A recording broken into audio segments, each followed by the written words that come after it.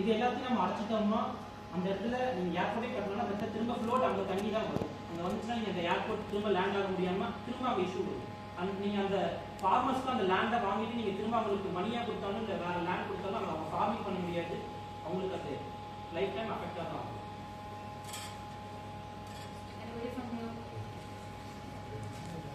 நீ நாட்லாம் கிடையாது, எல்லாருமே வரிசையாக பேசிதான் ஸ்டார்ட் பண்ணுங்க.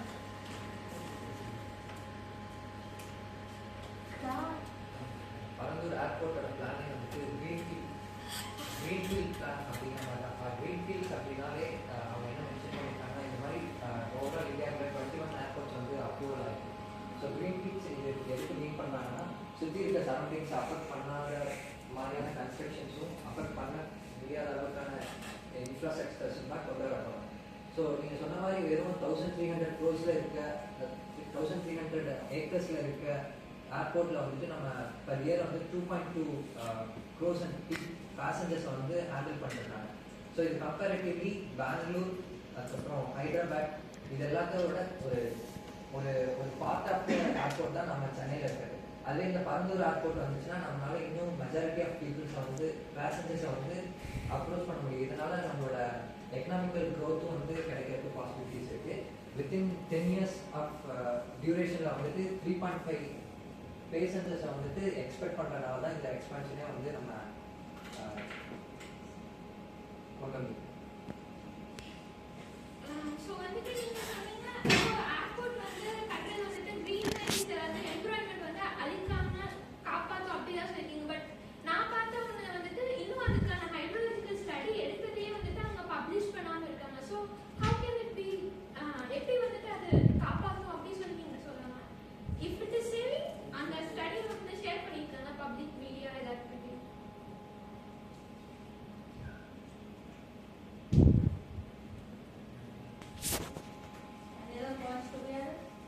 பாப்புலேஷன்ஸ் அண்ட் இந்தியா யூஸ் பண்ணுற லைக் இந்தியாவில் இருக்க பீப்புள்ஸ் யூஸ் பண்ணுற ரைட் கன்சியூமர்ஸ்க்கும் 6,000 acres வரை எக்கனாமி வேணால் லைக் இன்க்ரீஸ் ஆகலாம் நீங்கள் சொல்கிற மாதிரி. பட் அதில் இன்னொரு டிஸ்அட்வான்டேஜ் என்னன்னா அங்கே இருக்க 13 வில்லேஜஸில் இருக்க ஃபார்மர்ஸோட லேண்ட் போயிடும். அவங்களுக்கு ஒர்க் இருக்காது and they don't have any identity of their land and their எங்கே பிறந்தாங்க இந்த அவங்களோட நேட்டிவ் எதுவுமே போகாமல் 900 days அவங்க ப்ரொடெஸ்ட் பண்ணிட்டு இருக்காங்க. அங்கே இந்த ப்ரொடெஸ்ட் வந்து லைக் எனக்கு தெரிய வந்துட்டு டிவிகேவோட பிரசிடென்ட் விஜய் வந்து சொன்னதுக்கு அப்புறம் தான் லைக் இந்த நியூஸ் இன்னும் வைட் ஸ்ப்ரெட் ஆச்சு. அதுக்கு முன்னாடியிலேருந்து இவங்க ப்ரொடெஸ்ட் பண்ணி இது வரக்கூடாது லைக் அதுக்கு ஸ்டடியும் ஆஸ் கவிப்ரீதா சொன்ன மாதிரி ஹைட்ரோஜியாலஜிக்கல் ஸ்டடி அவங்க பப்ளிஷ் பண்ணாமல் தான் இருக்காங்க இப்போ வரைக்கும். இப்போ நம்ம வந்து 4,970 acres வில்லேஜ் அப்புறம் வந்து 30 வில்லேஜ் இருக்குன்னு நீங்கள் சொல்கிறீங்க, அதெல்லாம் கரெக்ட். பட் வந்து இந்த 13 வில்லேஜஸ்க்கும் அவங்க கரெக்டாக டிட்கோனா Tamil Nadu industrial development committee organisation அவங்க வந்து கரெக்டான வேல்யூ அந்த லேண்டுக்கு ஏற்ற மாதிரி வேல்யூ கொடுத்துருக்காங்க. லைக் எப்படின்னா அந்த அவங்களோட ஃபார்மிங் லேண்ட் எவ்வளோ அந்த இடத்துக்கு ஏற்ற மாதிரி எவ்வளோ ப்ரைஸ் ஆகுதோ 2 lakhs to 35 lakhs per acre அதெல்லாம் கரெக்டாக கொடுத்துருக்காங்க. அதுக்கு ரெக்கார்டு. ஸோ நான் ஒரு பாயிண்ட் சொல்லணும். நீங்கள் சொல்கிற மாதிரி லேண்டுக்கு வேல்யூ கொடுக்குறாங்க. இப்போ அந்த வேல்யூ வச்சு இன்னொரு லேண்ட் வாங்கணும்னா அந்த ஃபார்மர்ஸால முடியுமா? அது வந்து அவங்க ஐடென்டிட்டி போகுது. அவங்க சொந்த பிறந்து வளர்ந்த இடத்துல இருந்து அவங்க ஐடென்டிட்டி போகுது.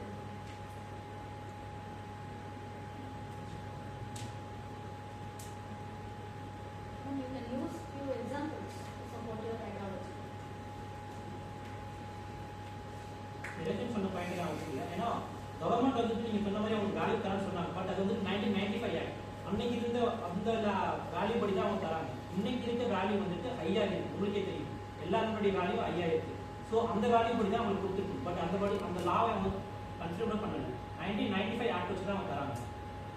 அது வந்துட்டு அந்த மணியை போய் திரும்ப அவங்க இனிமேல் இன்வெஸ்ட் பண்ணவும் முடியாது. அது ஈக்குவலாகவும் ஆகாது. 6000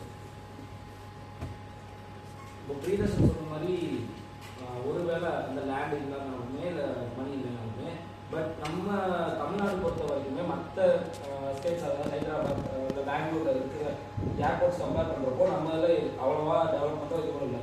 இப்போ இந்த வருஷத்துக்கு கம்பேர் பண்ணுறது இன்னும் ஒரு 5 வருஷத்துக்கு அப்புறம் அந்த பேசஞ்சர்ஸோட எண்ணிக்கை வந்து இப்போ 1.5 crores இருக்குன்னா கண்டிப்பாக 4.5 crores வந்து 5 crores வரைக்கும் இன்க்ரீஸ் ஆகும்.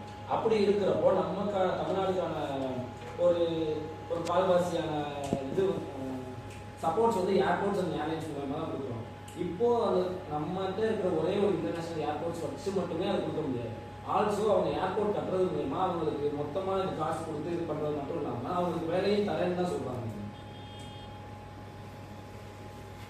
ஏர்போர்ட் வரலாம், ஆனால் ஏர்போர்ட் வரலாம். Okay, okay, let me.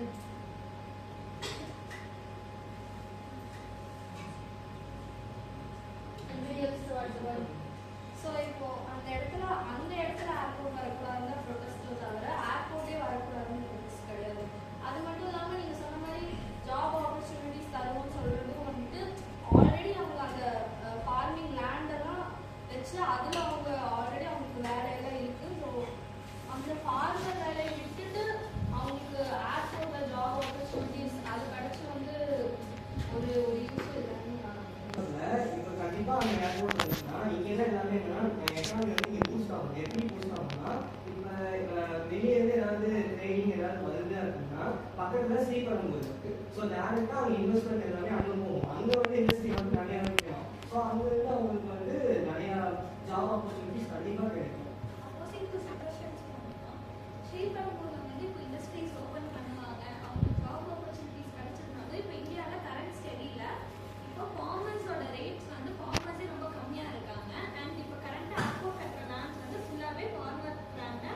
இன்னொன்று அந்த லேண்டில் வந்து லைக் ஃபார்மிங் நடக்காமல் இல்லை, லேக்ஸ் இல்லாமல் இல்லை, எல்லாமே இருக்குது. ஸோ அந்த லேண்ட் நம்ம திருப்பி அவங்க கிட்ட கொடுத்து அந்த லேண்ட் கொடுத்தோம்னா அந்த ஃபார்மர்ஸ் வந்து நம்ம ஃபார்மர்ஸே நம்ம ஃபுல்லாகவே டெஸ்ட்ராய் பண்ணுற மாதிரி தான் இருக்குது. அண்ட் அவங்களுக்கு இண்டஸ்ட்ரியில் வேலை கொடுத்தா லைக் ஃபார்மிங் வந்து இப்போது ஆல்ரெடி இப்போ நம்ம தமிழ்நாட்டில் கான்ட்ரிபியூட் பண்ணுறது வந்து இப்போ ஃபார்மர்ஸ் வந்து ரொம்ப கம்மியாகிட்டே வந்துட்டு இருக்கிறதுனால இப்போ இவங்களோட லேண்டை நம்ம ஃபுல்லாக டெஸ்ட்ராய் பண்ணால் அவங்கக்கிட்ட இப்போ இன்னொரு லேண்டு கொடுத்தாலும் இல்லோட ஜாப் ஆப்பர்ச்சுனிட்டி கொடுத்தாலும் அது வந்து அந்த லேண்டுக்கு வேலிடேட் ஆகாது. Like any amount or any work அவங்க என்ன கொடுத்தாலுமே அந்த லேண்டுக்கு அது வேலிடேட் ஆகாது. அண்ட் அதில் நம்ம ஃபுட்டோட எக்கனாமி இன்னும் நம்ம அதிகமாக தான் செய்வோம். அண்ட் ப்ரைஸ் ரேட் இன்னும் இன்க்ரீஸ் ஆக தான் செய்வோம். Previously, Verizon हमारा 1995 एक्ट படி गवर्नमेंट வந்து அவங்க லேண்டுக்கு காம்பன்சேஷன் தராங்க அப்படின்னு சொன்னாங்க. பட் அவங்க காம்பன்சேஷன் அமௌண்ட் வந்து இப்போ எந்த ஒரு மீடியாவே அவங்க டிஸ்க்ளோஸ் பண்ணலை. அண்ட் அவங்க அந்த 1995 இருக்கிறப்ப கொடுக்குற லேண்ட் ரேட் தான் எக்ஸாக்டாக தராங்கன்னு இல்லை. இன்னும் கவர்மெண்ட் வந்து அந்த 13 பிளேசஸ் அண்ட் ஃபேமிலி மெம்பர்ஸ்னு பேசி டிஸ்கஸ் பண்ணி தான் அவங்களுக்கு கொடுத்தாங்க. அண்ட் கவர்மெண்ட் அவங்களுக்கு காம்பன்சேஷன் தரதுல அன்ஃபேராகவும் இருக்கிறது இல்லை. அவங்க கேட்கறது சப்போஸ் இப்போ அந்த லேண்ட் அக்விசிஷனுக்கு முன்னாடி அவங்க நோட்டீஸ் எல்லா ஃபேமிலிஸ்க்கும் கொடுத்துருக்காங்க. ஃபேமிலிஸுக்கு வந்து 30 days அவங்களுக்கு அக்செப்ட் பண்ணவோ இல்லை எக்ஸ்ட்ராவாக ரிக்வெஸ்ட் பண்ணவோ அண்ட் அப்போஸ் பண்ணவோ அவங்களுக்கு டைம் டியூரேஷனும் கொடுத்துருக்காங்க. ஸோ டைம் டியூரேஷன் கொடுத்துருக்காங்க. ஸோ கவர்மெண்ட் இந்த சைடு வந்து அன்ஃபேராக ப்ளே பண்ணல. அவங்க 30 families and villages who fair அவங்க பண்ணிருக்காங்க.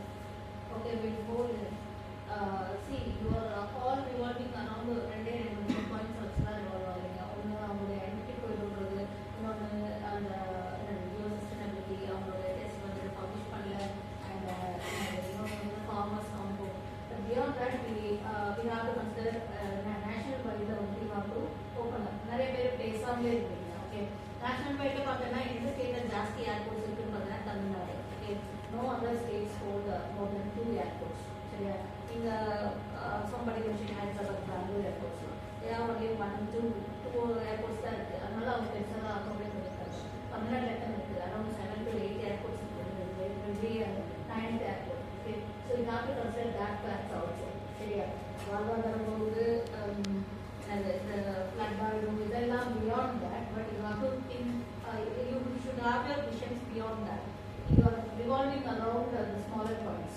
Okay, because I mean I'm not talking against the pro cons na pesla. Okay, but when you bring us ஒரு புது ப்ராஜெக்டோ இல்லை ஏதோ எஸ்டாப்ளிஷ் பண்ணுங்க, ஈவன் நம்ம வந்துட்டு